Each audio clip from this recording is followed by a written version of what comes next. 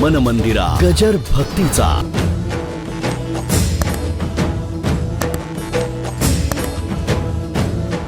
जिथे तुमच्या रोजच्या जीवनामध्ये गणपती अडचण वाटते, देव अडचण वाटतो, तिथे परमार्थ होऊ शकत नाही. देवाच्या सान्निध्यात आनंद वाटायला पाहिजे. एक सांगतो, देव अडचण वाटता कामा नये, देव केवळ परंपरा वाटता कामा नये, देवाची भीती वाटता कामा नये. देवाच्या सान्निध्यामध्ये आनंद वाटायला पाहिजे. हा माझा जीवीचा जीवलग आहे, हा माझा सखा आहे, हा माझा मायबाप आहे, नाही का? असं वाटलं तर उद्धार होईल. आनंदापोटी केलेला परमार्थ निराळा आणि भीतीपोटी केलेला परमार्थ निराळा. काही माणसं पाप धुण्याकरता परमार्थ करतात. म्हणजे काही एवढं मोठं आता देऊळ बांधलंय, ते काही धोबीघाट आहे वय? देवळं म्हणजे काही धोबीघाट आहे का की तुम्ही यावं तुमचं पाप धुवून टाकावं? आता तुमच्या इतकं गणपतीचं काय, त्याचं मला वाटतं 2 वर्ष चांदीचं काम चालू आहे. म्हणजे एवढी चांदीचं काम, तो गणपती एवढा सुंदर, एवढी मिरवणूक. आता आमचंही तिथे कोट्यावधी रुपयाचं मंदिर झालंय. ते काय पाप धुण्याकरता आहे का? अरे हे पाप धुण्याकरता मंदिरं नसतात. मंदिरं असतात आपल्या ठिकाणी जो देव निर्गुण निराकार आणि इथे वस्ती करून आहे, तो सगुण साकार मूर्तीच्या माध्यमातून त्याचं दर्शन व्हावं आणि वृत्तीमध्ये फरक पडावा, आचार विचारामध्ये फरक पडावा. त्याच्याकरता नीट लक्षात घ्या. का प्रस्तावना केली? उद्या एकादशीचं कीर्तन आहे 6 ते 8. वारकरी संप्रदायामध्ये कीर्तन भक्ती ही फार महत्वाची आहे बरं का. कीर्तन भक्ती का महत्वाची आहे? कीर्तनाच्या माध्यमातून कीर्तन ऐकण्याचा अधिकार सर्वांना आहे. सकळाशी येथे आहे अधिकार, कलियुगी उद्धार हरीच्या नामे.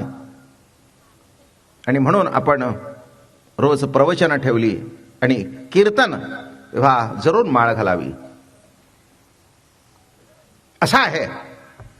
केवळ गणपती कळणं हा भाग निराळा आणि गणपती वळणं हा भाग निराळा. कळतं सगळ्याला, पण वळतं फार थोड्याला. वळण्याकरता ही प्रवचन आहेत. तुम्ही या भक्तिपंथाकडे वळावं बरं का. देवाचं रूप कोणतंही असू दे, मुख्य तत्व तेच आहे, नाही का?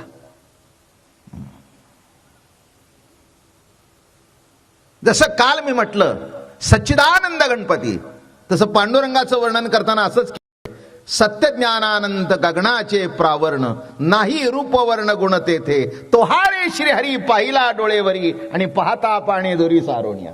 अर्थ तोच आहे. पण हे देवादिदेव आहेत.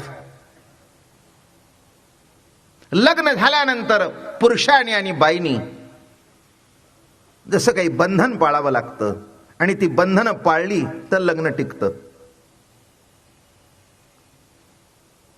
लग्न रखडणं निराळं आणि लग्न टिकणं निराळं. काही माणसं सोडता येत नाही म्हणून जवळ राहतात. काही माणसं लोक काय म्हणतील म्हणून जवळ राहतात. काही माणसं आता दुसरी मिळणार नाही म्हणून तिला.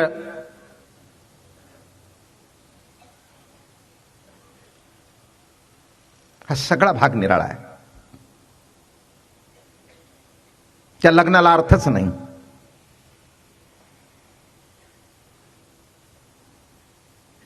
एकमेकाबद्दल प्रेम, एकमेकाबद्दल आपुलकी, सुखामध्ये बरोबर आणि दुःखामध्ये मागे, सुख दुःखामध्ये एकमेकाचे जोडीदार. अशा आधारावर जर लग्न उभं राहिलं तर तो असतानाही टिकतं, ती असतानाही टिकते आणि दोघांपैकी एक मागे पुढे गेलं तर एकमेकाबद्दलच्या आवडीमध्ये यत्किंचित कमतरता होत नाही. आधुनिक संस्कृतीमध्ये फार निराळं घडत चाललंय. संसारातली आपुलकी, प्रेम कमी होत चाललंय. तसं परमार्थामध्ये सुद्धा हे तर पूर्वंपार आहे, लाक्षणिक. आता हे यज्ञ, याग, जप, तप हे जे काही परमार्थ आहेत, यज्ञ करतो तो देवा करता नाही, स्वर्गातल्या अप्सरे करता. त्याला कुठे परमार्थ म्हणतात का? म्हणून ज्ञानेश्वर महाराज म्हणाले, पापात्मक पापे स्वर्गा जाईजे, पुण्यात्मक पापे स्वर्गा जाईजे, पापात्मक पापे नरका जाईजे, पण माते जेणे पाविजे ते शुद्ध पुण्य. ज्ञानेश्वर महाराजांनी काय सुंदर विश्लेषण केलं बघा. पुण्यात्मक पाप, पापात्मक पाप आणि शुद्ध पुण्य, असं कोणत्याही वाङ्मयात नाही बरं का असं विश्लेषण. पुण्यात्मक पाप, पापात्मक पाप आणि शुद्ध पुण्य. बरं का, यज्ञ दिसतो, माणसानं वाटतो ओ यज्ञ केला, माणसानं असं वाटतं की हे काही धर्मकार्य आहे, पण यज्ञाची फलश्रुती काय माहितीये का? स्वर्ग, तिथली अप्सरा. म्हणजे एखाद्या खेड्यातला माणूस पैसे झाल्यानंतर भोग भोगण्याकरता जसा मुंबईच्या 5 स्टार हॉटेलला जातो, याचे खूप बघितलेत बरं का. मला माहिती आहे एक आमच्या सातारा भागातला माणूस, शेतकरी माणूस, कालांतराने एका साखर कारखान्याचा डायरेक्टर झाला. बरं, आता गेलं ते ह्या गोष्टीला जवळजवळ 25 वर्ष झाली. ते आपले ताजमहाल आहे ना, इंटरकॉन्टिनेंटल, नवीनच निघालं होते, तिथे गेले. अहो गेल्यावर होता अवतारच बघून त्यांनी दारात अडवलं. ओ म्हणला कुठे निघाला? आता हाही रगेल माणूस होता, त्यांनी 10,000चं बंडल काढलं, म्हणला हे आहे, म्हणला जावा. नाही नाही, तिथे जाताना असं जावं, खिशात जाताना काही नसलं तरी माणसाने सलाम ठोकला पाहिजे. पैसे मागताना सुद्धा त्याला लाज वाटली पाहिजे, असं व्यक्ती असं आहे अवघड. तसं इथे जमलं नाही, इथलं बरं वाटत नाही, पैसे आहे म्हणून तिथे विकत करून सगळं करू लागला. लक्षात ठेवा, तसा इथला भोग आवडत नाही म्हणून स्वर्गात गेला, अशाला कुठे परमार्थ म्हणतात का? वारकरी संत परंपरेमध्ये मोठा सुंदर मार्गदर्शन केलं. मला एकच सांगायचंय तुम्हाला, वारकरी संप्रदायाच्या परंपरेचा स्वीकार केल्यानंतर अध्यात्म नंतर बघू, पण किमान संसार तरी उत्तम होईल, हा माझा अनुभव आहे आणि लाखोंनी माळा घातल्या त्यांचाही अनुभव आहे.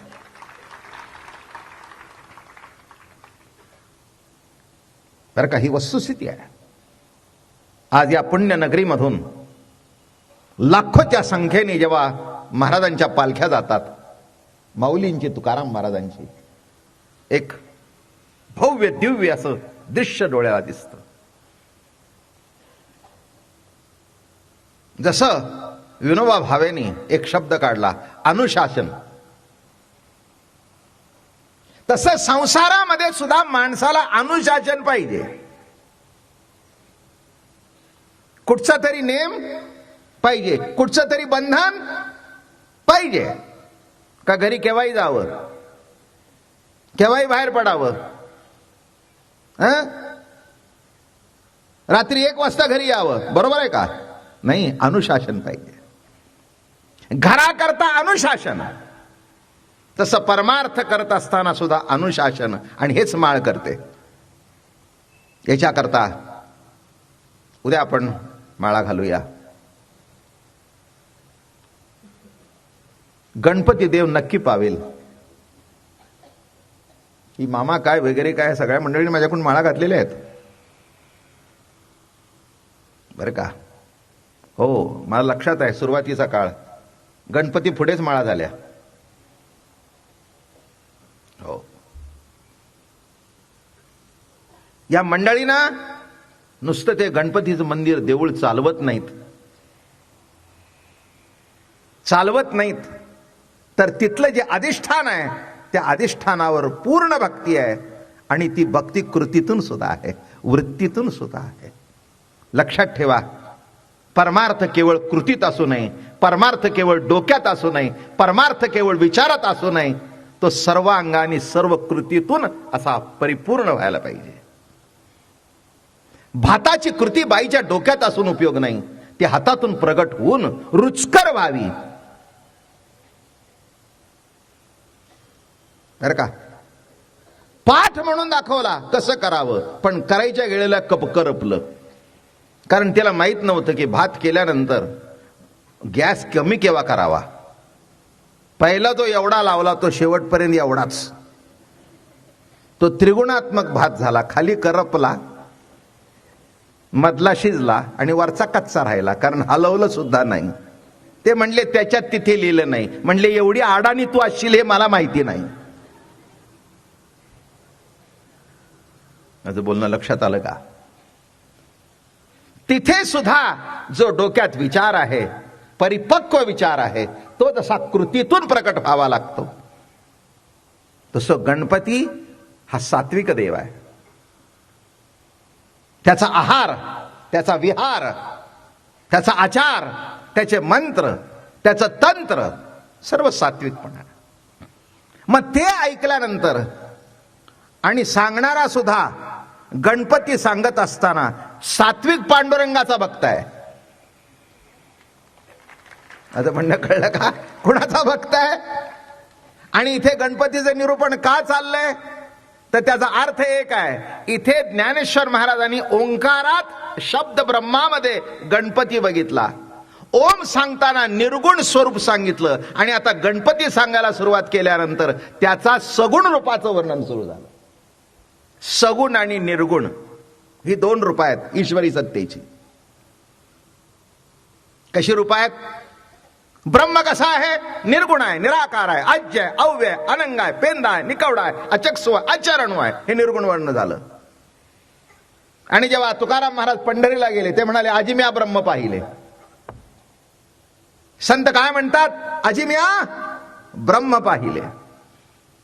म्हणून ज्ञानेश्वर महाराज म्हणाले तुझं सगुण म्हणो की निर्गुण रे, सगुण निर्गुण एको गोविंदो रे, अनुमानेना अनुमानेना दया श्रुती नेती नेती म्हणती गोविंदो रे, अनुमानेना अनुमानेना. तेव्हा जेव्हा आपण माळ घालतो तेव्हा आपल्या वृत्तीत बदल होतो. आणि मला वाटतं ही मंडळी गेली 15 वर्ष जो कार्यक्रम करतायत, कशा करता कार्यक्रम करतायत? आणि नुसते कार्यक्रम करून मोकळे नाहीत, सगळे रोज हजर आहेत.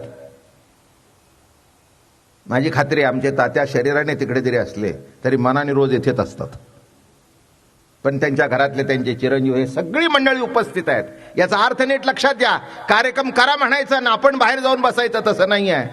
याचा अर्थ तुम्हाला काय, त्यांना काय, मला काय, मी सुद्धा काही परिपूर्ण माणूस नाही आहे. या कार्यक्रमाच्या माध्यमातून जीवनामध्ये केव्हा तरी पूर्णत्वाला जाण्याची हा प्रवास आहे. मी माझ्या तोंडाने कधीही मिजास मारलेली नाही आहे. कोणी म्हणतात तुम्ही संत आहे, म्हटलं हे नसतं चढवू नकोस मला, मी संताचा आहे. ते एक आहे ना, लाडके लेक बाई मी संताची. हो, लाडका तर आहेच आहे. अहो संताचा लाडका आहे म्हणून एवढी गर्दी आहे. नाही ते इथे येतो कोण? हे रेकॉर्ड आहे. अहो महिना महिना 15-15 वर्ष लाडकपणा असल्याशिवाय, आवड असल्याशिवाय, प्रेम असल्याशिवाय कुठेही जाऊ दे. असंच नाही की इथे महिना ऐकल्याबरोबर इकडे एवढी समाज, कुठेही जाऊ दे. मी कशा करता म्हणतो, आयुष्यामध्ये देव होण्याचा प्रयत्न करू नका, आयुष्यामध्ये संत होण्याचा प्रयत्न करू नका, पण प्रयत्न एकच करा की संतांच्या जवळ कसं जाता येईल. बस तेवढं जरी झालं तरी खूप झालं, खूप झालं. आपल्याकरता पुष्कळ झालं. बँकेतला सोन्याचा साठा निराळा, रिझर्व्ह बँकेचा, बरं का, किती तोळे असेल, काय करायचंय? आपल्या बायकोच्या मंगळसूत्रापुरतं असलं आपल्याला खूप. माझं म्हणणं कळलं का? लग्नामध्ये म्हणू नाही मुलीच्या कडच्यानी की काही घातलं नाही. पुष्कळ झालं. आपल्यापुरतं आपल्याला पुष्कळ झालं. आता रिझर्व्ह बँकेमध्ये अब्जावधी रुपयाचा साठा सोन्याचा आहे. आम्हाला गरज नाही. तसं आम्ही साधी संसारिक माणसं आहोत. आमच्या पुरतं आमचं जीवन योग्य मार्गाने वाटचाल करू लागलं, पुष्कळ झालं आम्हाला. त्याच्याकरता ही ज्ञानेश्वरी आहे. आणि म्हणून माळ आहे. माळेचा अर्थच असा आहे, सकाळी उठल्यावर मनामध्ये सुंदर देवाची मूर्ती आणावी. हो, पांडुरंग आणावा, गणपती आणावा. कुठे बिघडलं? सगळे गणपतीचे उपासक आहेत. मी एक सांगितलं, आता शब्द सांगणार आहे, त्याची प्रस्तावना चालू आहे, पण कॉम्बिनेशन मध्ये. ओम नमो ज्याद्या वेद प्रतिपाद्या जय जय ससंवेद्या आत्मरूपा देवा. काय चाललंय? आत्मरूपा. एक सांगतो, ब्रह्म आणि आत्मा हे दोन्ही शब्द एकच आहेत. ब्रह्म शब्दाचा अर्थ बृहत, सर्वापेक्षा मोठं, सर्व ज्याच्यात सामावलंय असं बृहत. काय त्याच्यात नाही? काय त्याच्यात नाही? ज्याच्यात सर्व सामावलेलं आहे आणि सर्वांच्या जो आहे, देश काळ वस्तू परिच्छेद असा परमात्मा आहे. त्याला अमक्या देशात आहे, अमक्या काळात आहे, अमक्या ठिकाणी आहे नाही. आकारामध्ये भिन्नता असेल पण मूळ तत्वामध्ये नाही. मातीचा गोळा घेतला, एकाने विठ्ठल केला, एकाने गणपती केला, एकाने येशू ख्रिस्ताची मूर्ती केली. ज्याला जो वाटेल तो केला, पण मला वाटतं माती तीच ना. कारण त्याच्याकडे ऑर्डर देणारे निराळे होते. एक गणपती भक्त होता, तो म्हणला गणपतीची मूर्ती करून दे, त्याने तीच माती घेतली. दुसरा म्हणला मला विठ्ठल करून दे, तीच माती घेतली. आणि अजून सांगू का, एक चौथा आला, तो म्हणला मला 3 माकडं करून दे. याच्यातले सिद्धांत काय लक्षात आला? चांगला असू दे, वाईट असू दे, गणपती असू दे, विठ्ठल असू दे, कोणी का असू दे, शेवटी तत्व आहे ते एकच. ज्याला ज्या रूपात ते देवत्व भावत असेल, पटत असेल, आनंद वाटत असेल, त्या रूपात त्यांनी करावा. काय म्हणून इथे जे वर्णन चाललंय, कृष्ण परमात्मा, गीता कोण सांगतोय? कृष्ण परमात्मा. जो राम तोच कृष्ण, आणि जो कृष्ण तोच या कलियुगामध्ये हरी. हरी म्हणजेच विठ्ठल. हरी म्हणजेच विठ्ठल. पण या ठिकाणी गुणाधिपती गणपती, काय विशिष्ट वेळेला विशिष्ट रूपाने त्याचं वर्णन करावं. शेवटी गुण हा माणसात असायलाच पाहिजे, आणि माणसाला किंमत नसते, त्याच्या गुणाला किंमत असते, हे तर तुम्हाला जगजाहीर आहे ना. तो कोणी का असे ना, गवई असं नाही का, प्रवचनकार असू दे, नाही का कीर्तनकार असू दे, का कोणी का असे ना, जे आहे कौतुक त्या गुणाचं आहे. एखादी बाई गुण असतो उत्कृष्ट जेवण करण्याचा. माणसं म्हणतात पुरणपोळी खावीत आमच्या ताईच्या हातची बर का, आमच्या अक्काच्या हातची बर का, आमच्या आईच्या हातची बर का. काय हा त्यातला गुण आहे. आणि तो लक्षात कुठे राहतो माहिती आहे का? वर गेलं तरी लक्षात राहतं. आता काही कळलं, काही काही ते बायकांना आवडत नाही. काही काही काय असतं, आता लहानपणापासून त्या आईच्या हातची खायची आमटी जर सवय राहिली असेल ना, तर तो नवरा म्हणतो आमची आई अशी आठवण. आता गेल्या की वर,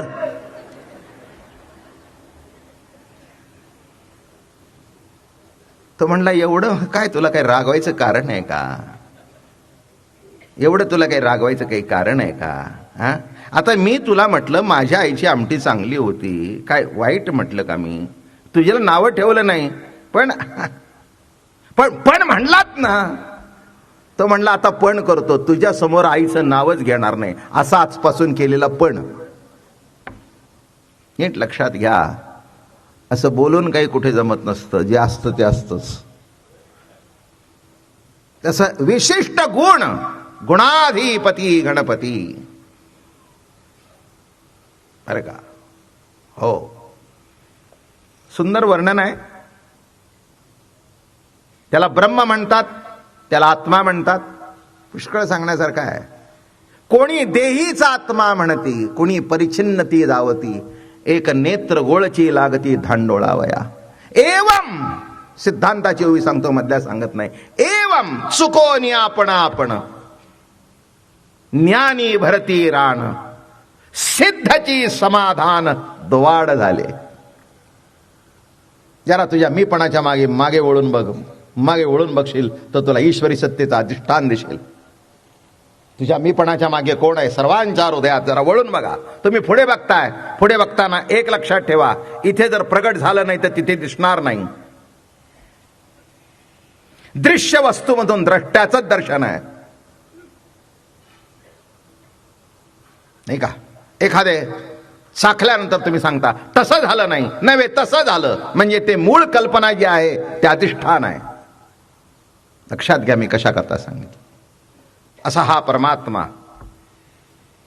बरं का, प्रत्येक वस्तूमधून त्याचं दर्शन आहे. सर्वांच्या हृदय देशी मी अमुक आहे, ऐसी जे बुद्धी स्फुर्यार निष्ठी. दुसरी ओळी, परतोनी पाठी मोरे ठाके, आपण या ते देखे. तुम्ही पुढे चालताय, जरा मागे वळून बघा, जरा मागे वळून बघा. सध्यांच्या मुलांना मी दृष्टांत सांगतो, पुष्कळ तरी सांगतो निरनिळ्या अँगलनी. बापाने खूप कमवून ठेवलेलं असतं, पण बाप हाताने काम करतो. बाप झाडलोट करत होता, हा मोठा झाला पुढे, मग मागे वळून बघत नाही, पण पुढचं लक्षात येतं. पण मागे वळून बघितल्यानंतर कळतं की याच्या मागे पुण्याई कोणायचे. एवढा दृष्टांत पुष्कळ झाला. तसं जीवनामध्ये पुढे जाताना जरा मागे वळून बघावं. अजून एक सांगू का? रस्त्याने चालताना शहाणा चालणारा कोण? जो पुढे बघून चालतो तोही, पण पुढे बघताना जरा मागे वळून बघावं. कारण पुढे चालला आणि मागे जर वळून बघितलं नाही तर गाडी अंगावर येऊन आदळल्याशिवाय राहणार नाही, ऍक्सिडेंट होऊन जाईल. तसं बोलण्याच्या मागे कोण? चालण्याच्या मागे कोण? हात हलतोय त्याच्या मागे कोण? देवा. कुठे येतोय आपण? देवा, देव, दिव, प्रकाश. शब्दाची व्युत्पत्ती लक्षात घ्या. देव, दिव, प्रकाश. माझ्या मीपणामध्ये जी सत्ता प्रकाशित करते ती कशी आहे? माझ्या मागे आहे, माझ्या मागे आहे. पण मागे वळून बघाल तर एक दृष्टांत मी सांगत असतो, इथे सांगितलं असेल, पण आता ओघात आला तर सांगतो. फार सुंदर दृष्टांत आहे आणि मला अतिशय आवडतो म्हणून सांगतो. मला आठवतं, मी एक 8-9 वर्षाचा होतो आणि त्यावेळेला आमच्या घरी एक पिक्चर दाखवण्याकरता आणला. तो मूक चित्रपट होता. त्या काळामध्ये आमच्या दादा महाराजांची एक फिल्म काढली होती आणि ती फिल्म आणि त्याच्याबरोबर चार्ली चॅप्लिनची फिल्म ही आम्हाला दाखवण्याकरता घरी आणली. फार सुंदर आणि मजेशीर दृष्टांत. माझा अजून मी 8 वर्षापूर्वी बघितला, पण अजून 71 वर्षापर्यंत ज्ञानेश्वरीमध्ये ही ओवी सांगण्याकरता कामी येतो मला. फार सुंदर दृष्टांत. आणि तो चार्ली चॅप्लिन त्याशी काठी बिटी टोपी असं करत ती अगदी मिशी बिशी अगदी करून निघाला. जाता जाता जाता तो एका दारूच्या गुत्त्यात गेला. दारूच्या गुत्त्यात गेला. आता चार्ली चॅप्लिनच ही काठी भिडवली, ती दारूची बाटली उडवली, तो ग्लास उडवला, ते उडवलं. काउंटरवर गेला, तो जो पबचा मालक होता त्याची टोपी उडवली. झाली मारामारी सुरुवात. धनाधनी धनाधनी धनाधनी धनाधनी, इकडून काठी इकडून हे झालं. बोंबाबोंब झाल्या बरोबर सगळं हलकल्लोळ. तितक्यात पोलिसाला शिट्टी वाजली, धावत आले. या चार्ली चॅप्लिनने बघितलं की पोलीस आले. पोलीस आले, बघितल्यावर पुढच्या गेटऐवजी इथून बाहेर पडला, मागच्या गेटने पळाला. बघा, नीट लक्ष देऊन ऐका गोष्ट. आणि तो चार्ली चॅप्लिन पळू लागला. पळता पळता पळता पळता मग कसं सुरू झालं? चार्ली चॅप्लिन पुढे, 4 पोलीस त्याच्या मागे. चार्ली चॅप्लिन पुढे, 4 पोलीस त्याच्या मागे. पळता पळता पळता पळता पळता एक गावामध्ये असा गोल घुमट होतं, देऊळ असं गोल होतं. आणि तो तिथे आला. आल्याबरोबर त्या चार्लीने काय सुरू केलं? त्या देवळाभोवती फिरू लागला. आता काय सुरू झालं की तो पुढे, पोलीस मागे. पण चार्ली इतका हुशार, तो इतका जोरात पळाला की बरोबर नेमका पोलिसांच्या मागे आला. गोष्ट समजते का? तो नेमका असा मागे आला आणि मग त्याने काही त्रासच नाही. पोलीस पडतायत, हा मागे पळतोय. पोलीस पुढे, हा मागे. पोलीस पुढे, हा मागे. मला सांगायचं काय कळलं का? पिक्चर संपला पण चार्ली सापडला नाही. नाही कळलं तुम्हाला? का सापडला नाही, त्या पोलिसांनी मागे वळून बघितलं नाही. तसं तुमच्या आमच्या आयुष्याचा पिक्चर संपून सुद्धा वर जातो, तरी कर्म जे प्रगट होतंय, कर्म जे प्रगट होतंय त्या कर्माच्या मागे कोण आहे असं मागे वळून बघेल तर दिसेल. पण मागे कोण, त्यांना वाटतंय आमच्यापैकीच पाचवा चौथा मागे आहे. तसं आयुष्याचं पिक्चर संपून जाईल. गणपती भोवती फिराल पण गणपती तुमच्या मागे हे विसरून झालं. गणपती तुमच्या मागे अधिष्ठान आहे. ते देवत्व तुमच्या माझ्या प्रत्येक कर्मामध्ये आहे, म्हणून जिवंतपणा आहे. तुमच्या माझ्यातला जर गणपती संपला तर जीवनाला काय अर्थ राहिला. लक्षात ठेवा मी काय म्हणतोय. तो पिक्चर संपला. आम्ही टाळ्या वाजवल्या का, माझ्याला माहिती आहे का, चार्ली सापडला नाही म्हणून. अजून ते 8व्या वर्षी बघितलेलं पिक्चर अजून मी सांगताना माझ्या डोळ्यासमोर दिसतंय. ते काय किती आश्चर्यकारक घटना आहे की का दिसलं नाही, त्याचं उत्तर एकच, मागे वळून बघितलं नाही. तसं तुम्ही जरा मागे वळून बघायला शिका. मागे वळून बघाल तर तुमच्यातलं ईश्वरत्व तुम्हाला दिसेल. तुम्ही तुमच्या कर्तृत्वावर तुमची नजर आहे. मी केलं, मी बांधलं, माझ्यामुळे घडलं, माझ्यामुळे संसार. पूर्वी आमच्याकडे फुटका कप नव्हता, आता डझनभर गोल्डन बॉर्डर. तुमच्या कर्तृत्वावर तुमचं लक्ष असतं, पण कर्तृत्व ज्याच्यामुळे घडलं त्याला तुम्ही विसरता. करणे का न करणे हे आघवे तोची जाणे, विश्व चळत असे जेणे परमात्मेने. करणे का न करणे हे ज्याच्या सत्तेने घडतंय, असं ज्याच्यामुळे घडतं त्याला म्हणतात देव. देवा, मी काय सांगतोय कळलं का? देवा हे जे देवत्व आहे, प्रकाशित होणं, देव दिव. बघा, डोळ्यांनी बघितलं म्हणजे कळतं असं नव्हे. देवत्व शब्दाचा अर्थ जे बघतो ते प्रकाशित होतं.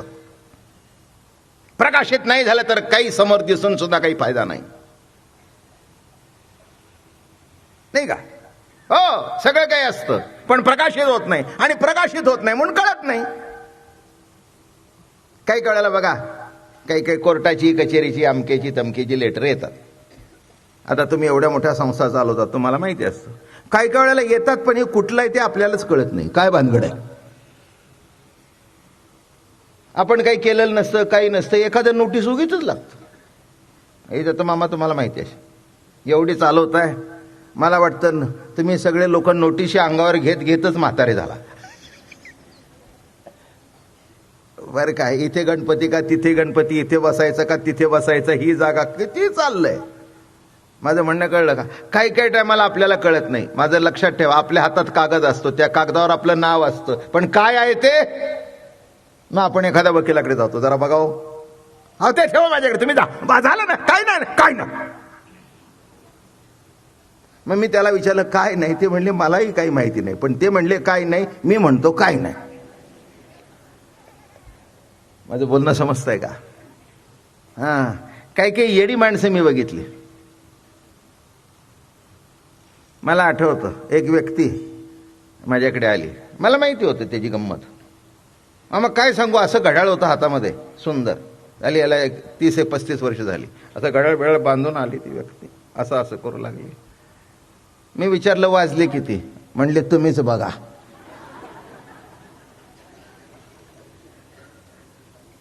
मी म्हटलं मी बघायचं तर माझ्या जवळ आहे, तुझ्या हाताला का? ते म्हणले नाही, सगळ्याच्या हातात आहे, माझ्या हातात का नसावं. माझं बोलणं कळलं का?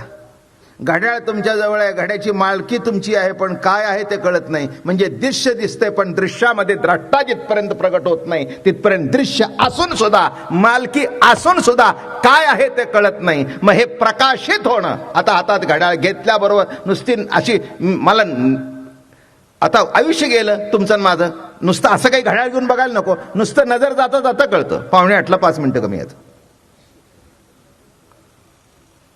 नुसती नजर सहज गेली तर म्हणजे ते प्रकाशित होतंय, म्हणजे मला दिसलं म्हणून कळलं असं समजू नका. माझं बोलणं समजलं का? दिसलं म्हणजे कळलं असं समजू नका. नाही, दिसणं निराळं आणि कळणं निराळं. कळणं केव्हा होतं? दिसल्यानंतर प्रकाशित होतं, प्रकाशित होतं. आणि जो प्रकाशित करतो तो देव. आता इथे कोणाजवळ नाही तो? नाही का? समोर कोण आलं की प्रकाशित होतच ना. माधवराव आले, गोविंदराव आले, वामनराव आले. ज्याचं त्याला जे ते प्रकाशित नीट झालं की नाही की संस्था नीट चालतं, आणि प्रकाशित नाही झाले की जोडे खावे लागतात. आहे ना? काय ज्याचं त्याचं काम आहे ते प्रकाशित बरोबर होतं ना. काय आता हे आहेत, हे आहेत, हे आहेत, हे आहेत, हे आहेत, हे आहेत, इथे बसलेले आहेत सगळे, हे सगळे माझ्या परिचयाचे आहेत. मामा समोरून आले, जाधव आले, यादव आले. मी मामाला म्हटलं, काय अप्पा, कसं काय?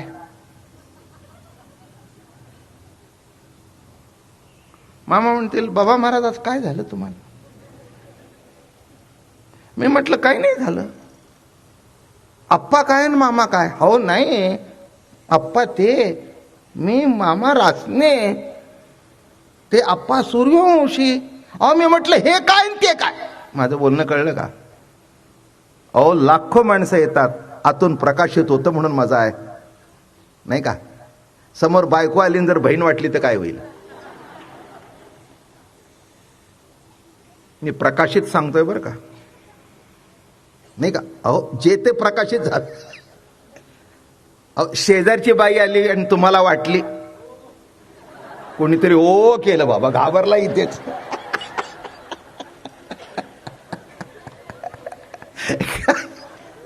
किती अवघड आहे. एक लक्षात घ्या, देव काय करतोय ते सांगतोय, प्रकाशित नीट करतोय म्हणून, नाही तर जोडा खायची पाळी. मन मंदिरा गजर भक्तीचा.